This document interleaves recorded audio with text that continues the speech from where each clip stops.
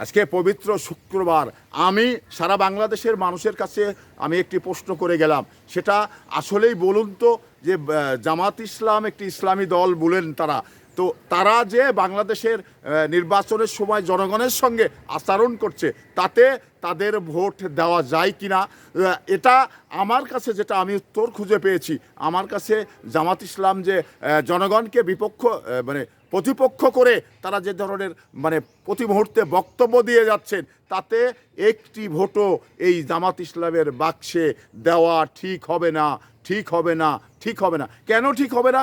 কারণ জামাত ইসলাম যে দেশের জনগণকে প্রতিপক্ষ করে, দেখুন ক্ষমতায় যাওয়ার বড় উৎস কিন্তু জনগণ, তো জনগণকে আপনি পক্ষে রেখেই আপনাকে বক্তৃতা দিতে হবে, জনগণকে ভালোবেসেই কিন্তু আপনাকে রাজনীতি করতে হবে। তো জনগণকে বিপক্ষে দিয়ে জনগণকে আপনার প্রতিপক্ষ করে আপনি ক্ষমতায় যাবেন, এ চিন্তা থেকে মানে সরে আসতে হবে। কারণ বাংলাদেশ আগের বাংলাদেশ নেই, এখন বাংলাদেশের মানুষ সবাই সচেতন। তো সচেতন বাংলাদেশে মানে কারচুপি করে ক্ষমতায় যাওয়ার রাস্তা মানে একেবারে সংকীর্ণ হয়ে গেছেন, এটা ভাবার কোনো কারণই নেই। তো আসুন জনগণকে ভালোবেসে জনগণের মানে পায়ের তলে পড়ে আপনাকে ভোট নিয়ে ক্ষমতায় যেতে হবে এবং জনগণের জানমাল রক্ষা করতে হবে।